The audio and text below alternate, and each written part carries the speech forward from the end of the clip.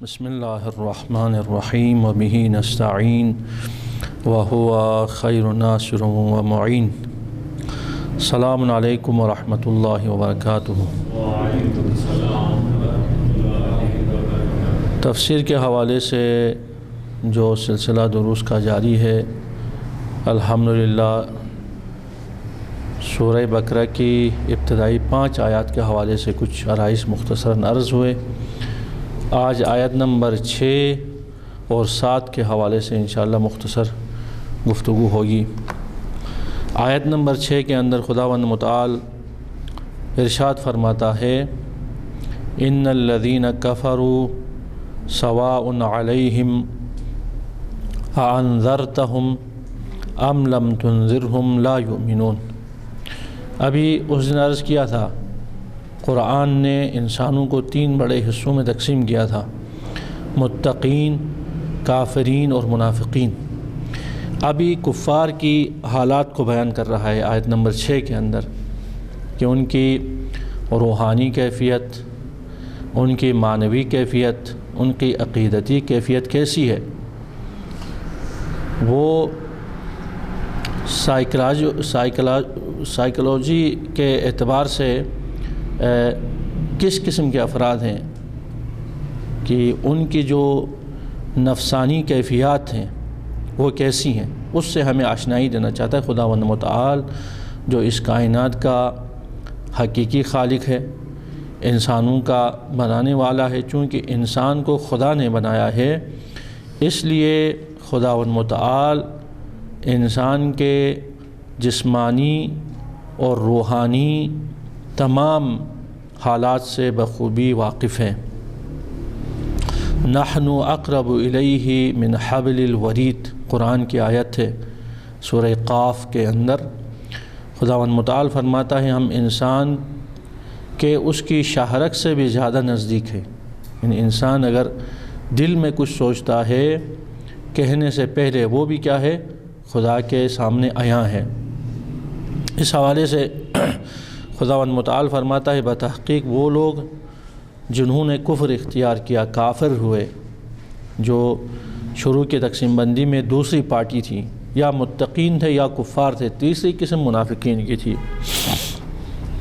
کافروں کے حوالے سے فرمایا، بتحقیق وہ لوگ جو کافر ہوئے، سواء علیہم، ان کے لیے مساوی ہے، فرق نہیں کرتا ہے، ایک جیسا ہے۔ انذرتہم، چاہے اے ہمارے حبیب آپ ان کو ڈرائیں، انذار کریں، برے کاموں سے روکیں، امر بالمعروف نہی عن المنکر کریں، ام لم تنذرہم، یا ان کو آپ نہ ڈرائیں، انذار کریں یا نہ کریں، یعنی نہی عن المنکر کریں یا نہیں کریں۔ نہی عن المنکر سے کیا مراد ہے؟ برے کاموں سے روکنا۔ اس کو ہمارے معاشرے میں ایک ڈراؤنی شکل دی گئی ہے افسوس کے ساتھ، جبکہ امر بالمعروف نہی عن المنکر ہر ایک کا فریضہ ہے۔ اس کے بعد کہ وہ اسلام کو صحیح سے سمجھے، دین کو، مذہب کو صحیح سے سمجھے، حلال حرام کا اسے معلوم ہو، واجب ہے ہر انسان پہ کہ وہ اپنے جیسے دوسرے افراد، دوسرے ہم نوع انسانوں کو اچھائی کا حکم کرے اور برائی سے روکے۔ یہ ہمدردی ہے۔ ہاں، بعض اوقات بعض لوگ دل کی بھڑاس نکالنے کے لیے غصہ کرتے ہیں، یہ صحیح نہیں ہے۔ اگر آپ خیر خواہانہ طور پہ امر بالمعروف کریں، نہی عن المنکر کریں، وہ خود بخود انسان کے دل میں اس کا اثر ہو جاتا ہے۔ لیکن اس سے پہلے انسان کو چاہیے کہ وہ اپنی خیر خواہی کو ثابت کرے، جس پر وہ عمل بالمعروف نہی عن المنکر کر رہا ہے، اسے پیارے لہجے میں بتائے، اچھے لہجے میں بتائے، گرجدار لہجے میں اور متکبرانہ لہجے میں بتانا صحیح نہیں ہے۔ خود تکبر سے دین نے نہیں کیا ہے۔ اگر کوئی انسان متکبرانہ لہجہ اختیار کرے تو اس کا مطلب ہے کہ وہ خود دین سے کما حق واقف نہیں ہے۔ لہٰذا امر بالمعروف نہی عن المنکر میں کوشش یہ ہونی چاہیے، محبت کے لہجے میں، پیار کے لہجے میں اس برے کام کے سائیڈ ایفیکٹس کے بارے میں بتایا جائے، ایسی عقلانی دلائل اور عقلی دلائل قائم کریں کہ وہ خود اس پہ سوچنے پہ مجبور ہو جائے کہ اگر یہ کام میں کرتا ہوں تو اس کے جسمانی، روحانی اور معاشرتی برے اثرات مترتب ہو سکتے ہیں۔ جیسے ابھی خصوصاً میں پورے عالم اسلام کی بات کرتا ہوں، اور خصوصاً پاکستان اور بالخصوص جس سرزمین میں ہم اس وقت ہیں گلگت اور بلتستان کے حوالے سے، استعمار نے کافی عرصے سے خاص قسم کے افراد کو شاید استخدام کیا ہے، اپنی نوکری میں لیا ہے کہ اسلامک کلچر کو نشانہ بنایا جائے مختلف انداز میں۔ اس میں بعض اوقات وہ ڈائریکٹ، بعض اوقات انڈائریکٹ، بالواسطہ یا بلا واسطہ کچھ ایکٹیویٹیز کرتے ہیں، ٹھیک ہے، اور اسی یوں سمجھیں بہاؤ میں ہمارے بہت سارے نوجوان بھی بہہ جاتے ہیں، بعض اوقات نادانی کی وجہ سے بھی، اور بعض اوقات جذبات میں، یعنی دینی جو ایک ان کا ایک جذبہ ہوتا ہے، عقیدہ ہوتا ہے، اس میں وہ افراط کر جاتے ہیں۔ لیکن اسلام نے افراط اور تفریط دونوں سے منع کیا ہے۔ میں نے عقیدے کا اعتراف کیا ہے تو اب اس عقیدے کو اوپر ہم نے چلنا ہے۔ بعض افراد بالکل اپنے عقیدے کے بارے میں سست ہیں، ان کے عقیدے پہ حملہ ہو جائے، ان کے عقیدے کے ساتھ چھیڑا جائے، ان کے عقیدے کا اظہار کے مختلف دن آتے ہیں، ان میں بالکل خاموش رہتے ہیں، یہ تفریط ہے۔ اور بعض افراد اس عقیدے کے اظہار میں جذباتی ہو جاتے ہیں۔ دونوں کی نفی ہے دین میں، نہ افراط نہ تفریط۔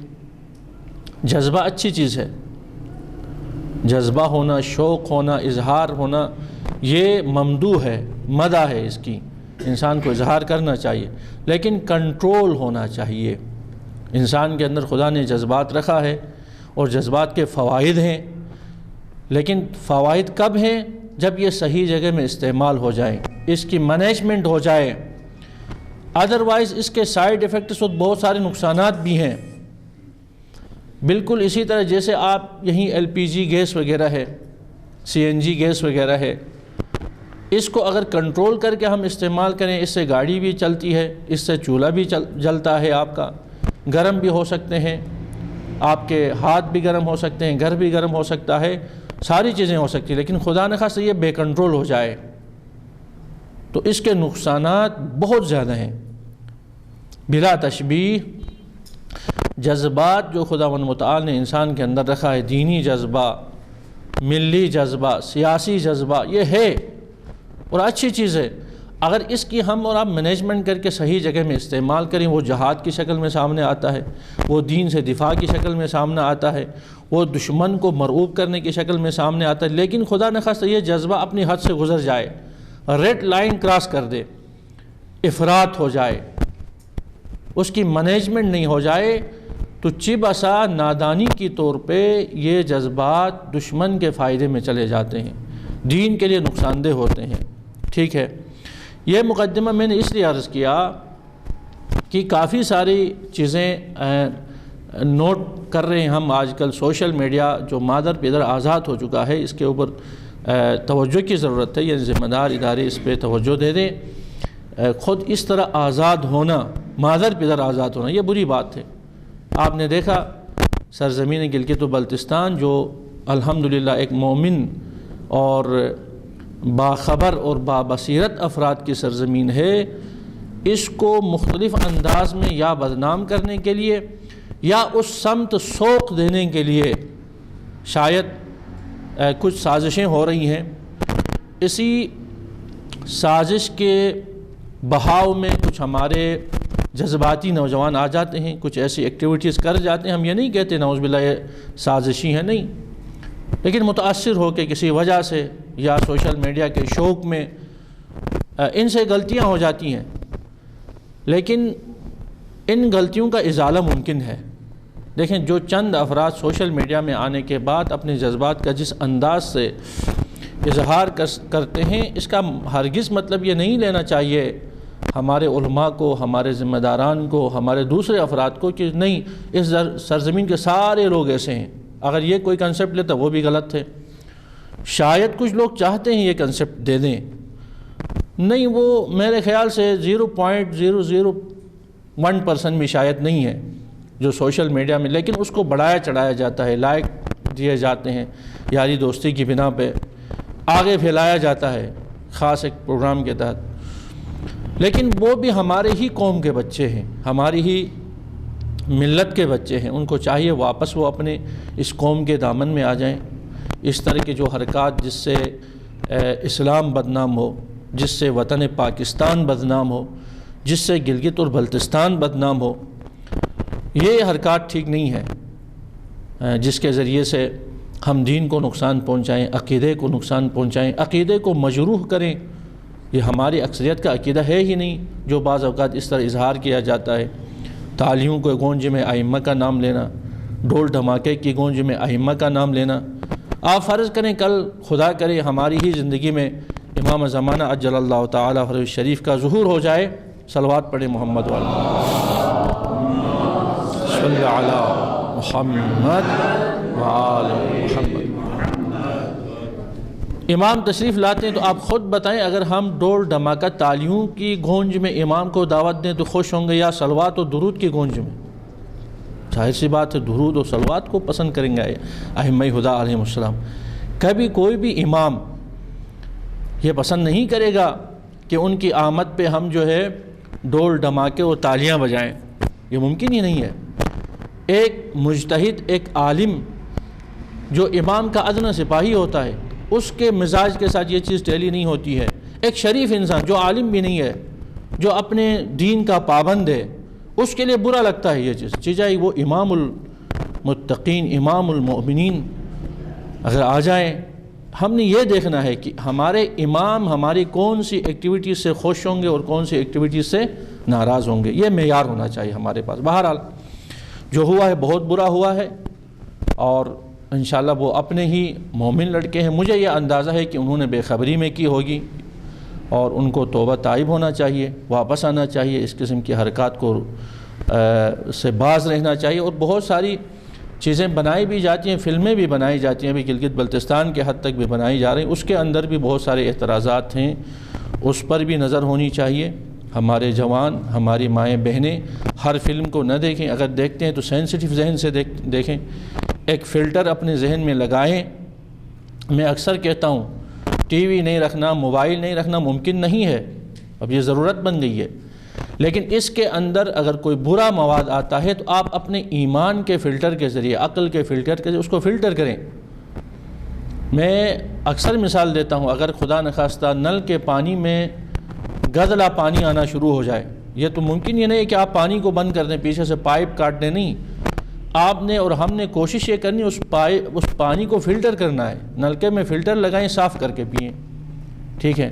اب ماڈرن دور میں یہ ممکن نہیں ہے کہ آپ بے خبر رہیں، آپ ٹیکنالوجی سے استفادہ نہیں کریں، اور بذات خود اس موبائل کا کوئی گناہ نہیں ہے، بذات خود ٹی وی کا کوئی گناہ نہیں ہے، استعمال کرنے والے کا ارادے کا جو ہے اثر ہوتا ہے کہ ہمارا موبائل مسلمان ہو یا کافر ہو، مومن ہو یا کافر ہو۔ بہرحال اب ان کفار کے بارے میں تو یہ ہے، چاہے ان کو آپ انذار کریں، نہی عن المنکر کریں، ام لم تنذرہم، یا نہ ڈرائیں، لا یؤمنون، وہ ایمان لانے والے نہیں ہیں۔ چاہے انذار کریں، ان کو ڈرائیں کہ اگر آپ نے دین کا انکار کیا، توحید کا انکار کیا اور رسالت کا انکار کیا تو کل قیامت کے دن آپ کے لیے جہنم ہے، آپ کو عقاب ہوگا، عذاب ہوگا۔ چاہے ان کو ڈرائیں یا نہ ڈرائیں کوئی فرق نہیں پڑتا، کیونکہ یہ کفار لجوج ہیں، لجاجت والے ہیں۔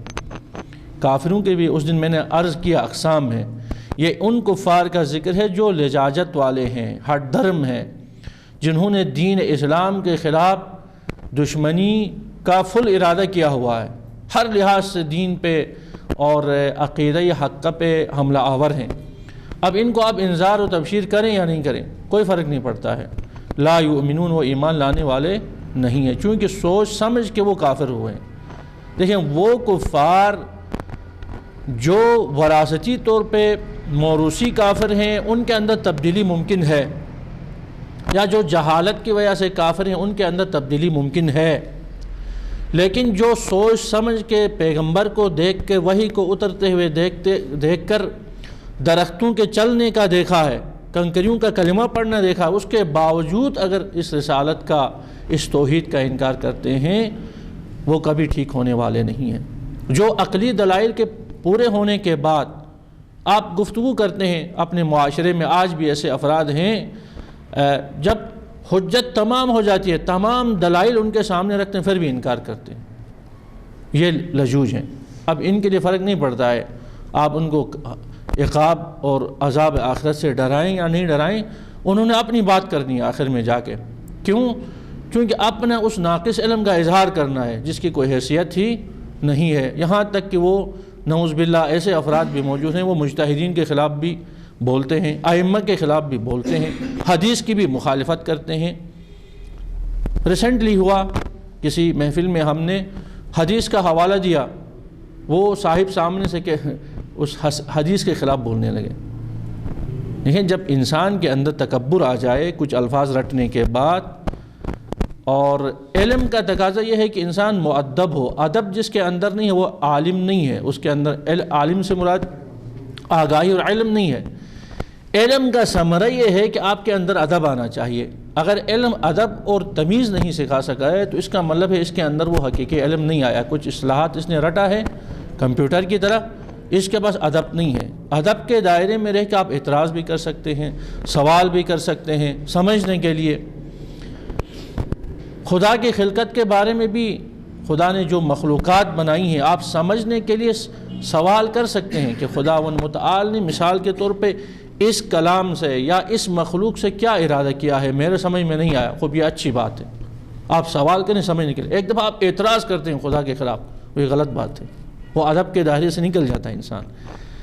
یا تو شروع سے انسان دین کو مانے، خدا کو مانے دلائل کے ساتھ، ماننے کے بعد اب یہ جو سوال پیش آئے گا وہ یہ ہوگا کہ اس دین کے اس حکم کا فلسفہ کیا ہے، میں سمجھنا چاہتا ہوں، خوب یہ اچھی بات ہے، کیونکہ سوال جو ہے وہ علم کی کنجی ہے۔ لیکن ایک دفعہ سوال اس طرح ہوتا ہے، اعتراض ہوتا ہے، خوب اعتراض ہوتا ہے، اس کا مطلب ہے آپ نے ابھی تک صحیح طریقے سے خدا کو نہیں مانا ہے، دین کو نہیں مانا، اس لیے اعتراض کرتے ہیں۔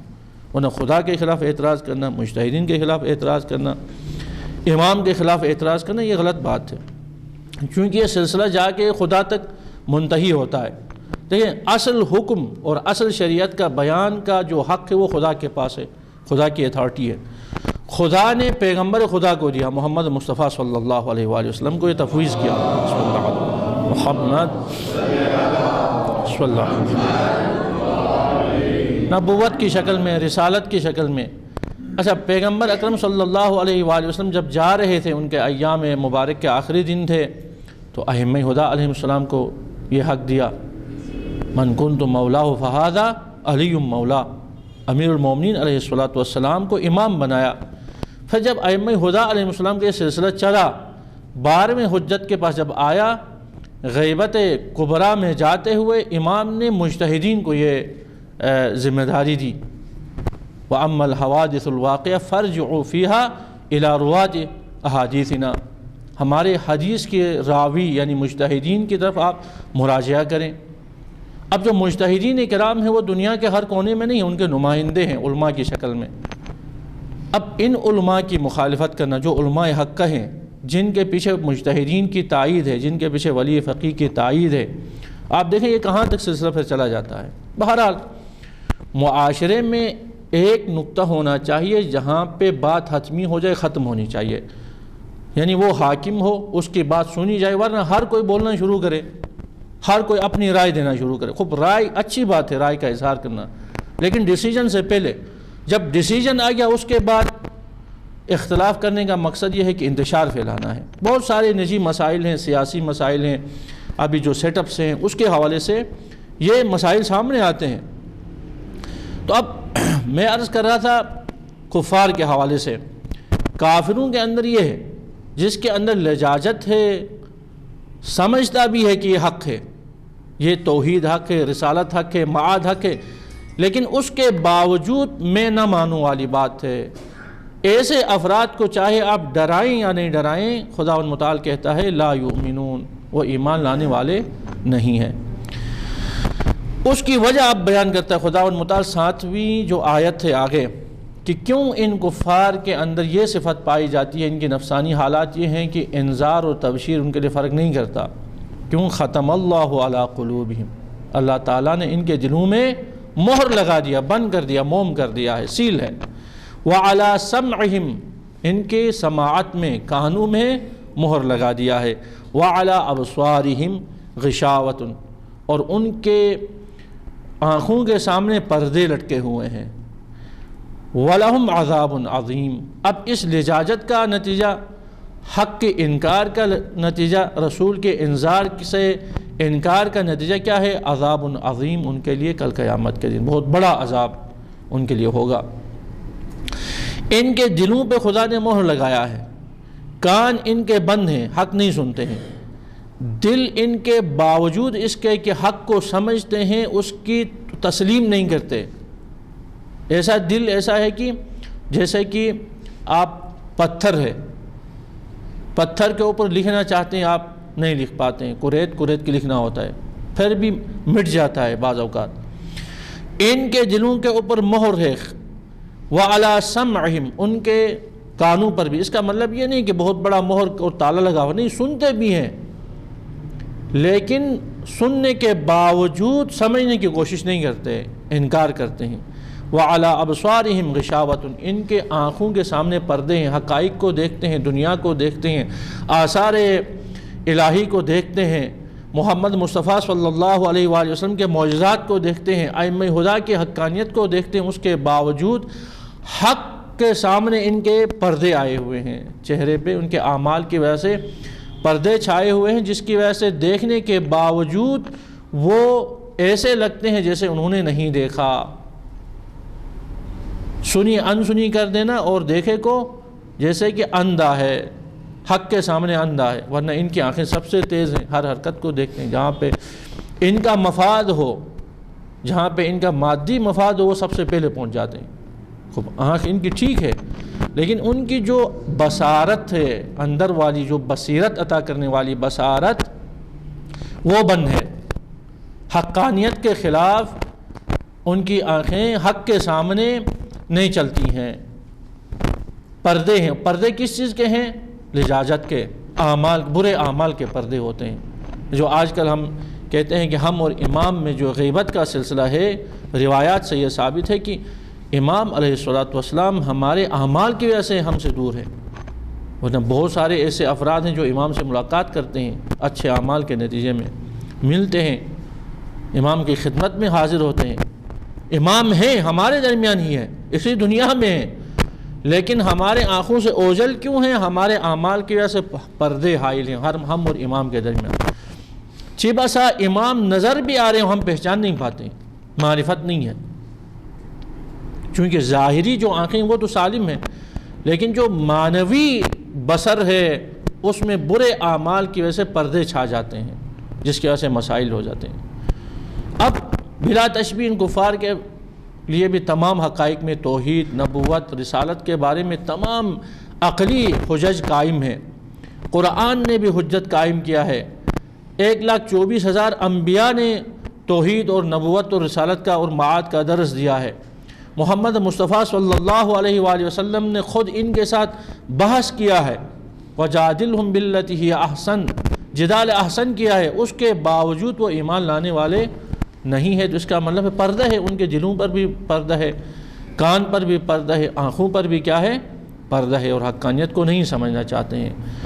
خداوند متعال ہم سب کو ان بری صفات سے نجات عطا فرمائے، اور الحمدللہ ان صفات سے ہمارے مسلمین مومنین جو دیندار ہیں وہ پاک و صاف ہیں۔ کل قیامت کے دن خداوند متعال ہم سب کو محمد و آل محمد کے ساتھ محشور ہونے کی توفیق عطا فرمائے، اور حق اور حقیقت کی پیروی کرنے کی توفیق عطا فرمائے۔